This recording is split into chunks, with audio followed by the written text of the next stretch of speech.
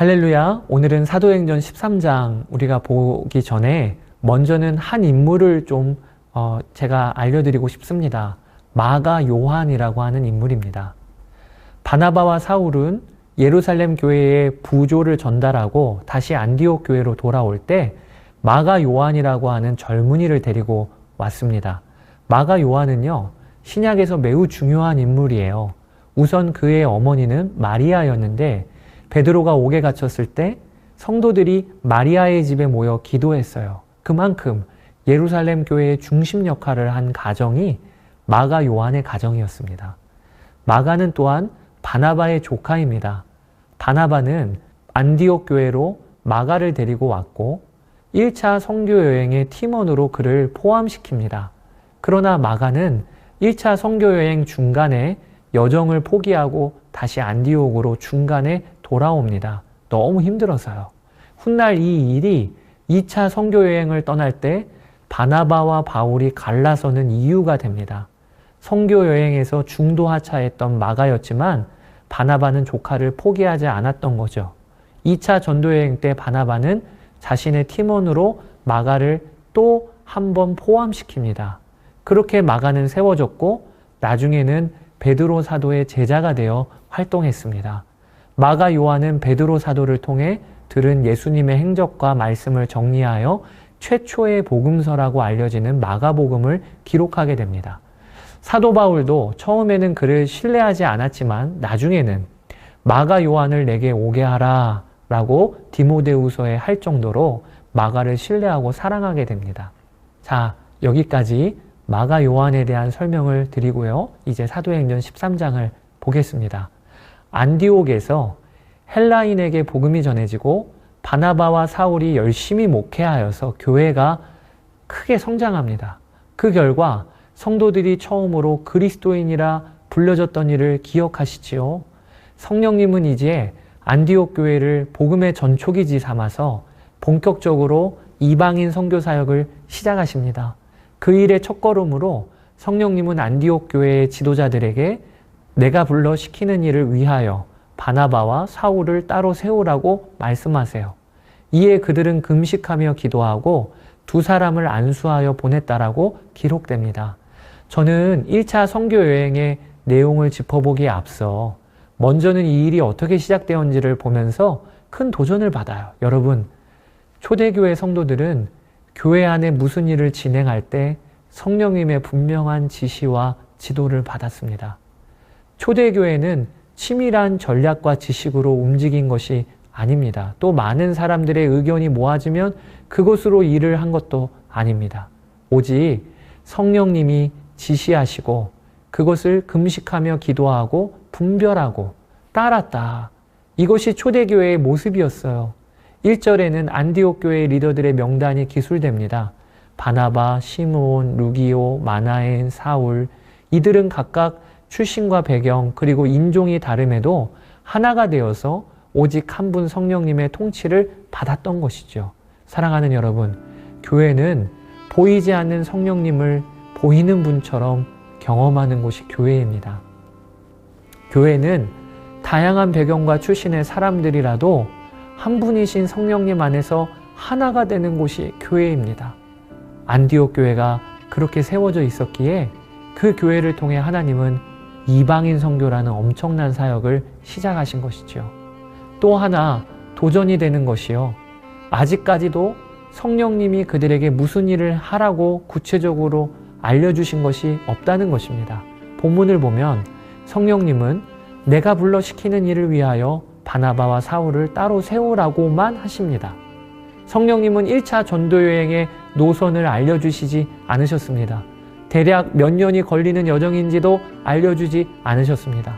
오직 내가 불러 시키는 일을 하라고 하시면서 두 제자를 선교사로 세우신 것입니다. 여러분, 우리가 이 말씀을 잘 주목해야 하겠습니다.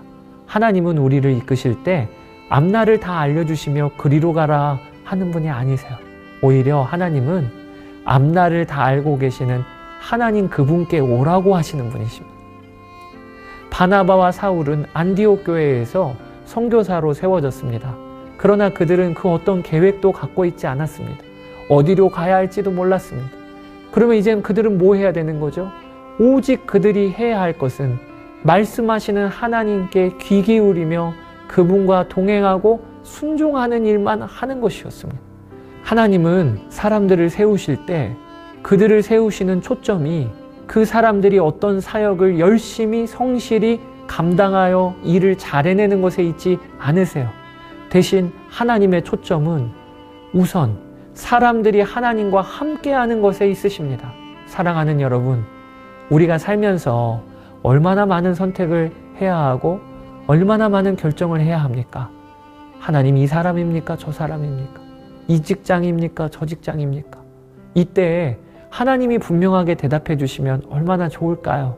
그런데 하나님은 그에 대한 정확한 대답은 잘 안 해주시는 것 같습니다. 대신 하나님은 한 가지 분명한 대답을 우리에게 늘 해주십니다. 이 사람입니까? 저 사람입니까? 이렇게 물어보는 우리에게 하나님은 나를 선택하라. 내가 너의 답이다. 라고 대답하십니다. 둥구름 잡는 말 같지만 여러분, 하나님을 사랑하고 하나님과 동행하는 삶이 모든 문제와 상황의 답임을 아셔야 합니다. 우리가 알거니와 하나님을 사랑하는 자, 곧 그의 뜻대로 부르심을 입은 자들에게는 모든 것이 합력하여 선을 이루느니라. 이 믿음이 있으시기를 축복합니다. 이제 성령님의 보내심을 받아 바나바와 사울은 1차 선교 여행을 떠납니다. 이때 그들은 마가 요한을 데리고 갑니다. 사도행전 13장에 기록된 바나바와 사울의 동선은 다음과 같습니다. 지도를 통해 확인해 보세요. 수리아 지역의 안디옥에서 파송을 받아서 출발합니다.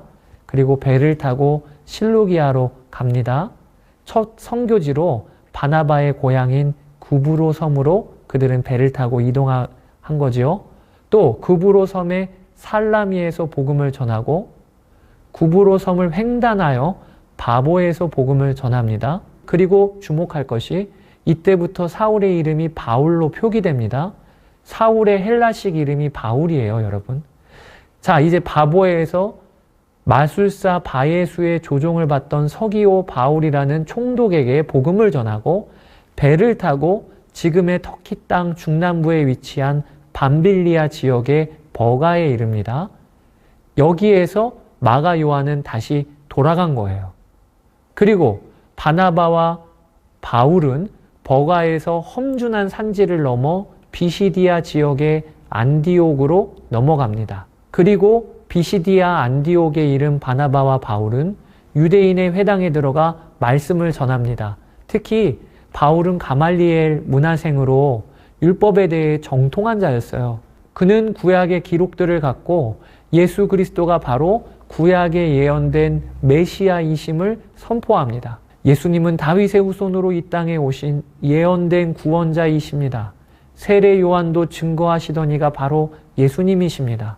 그분은 죄를 찾을 것이 하나도 없었지만 성경에 예언된 대로 죽으셨습니다. 그리고 성경에 예언된 대로 다시 사셨습니다. 이 일에 우리가 증인입니다.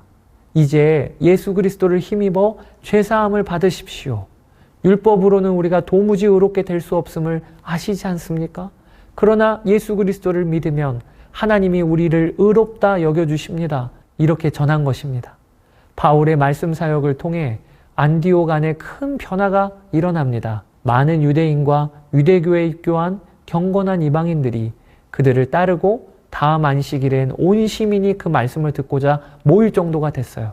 그러나 아쉬운 것은 이런 상황에서도 여전히 유대인 지도자들은 마음이 닫혀 있었다는 것입니다.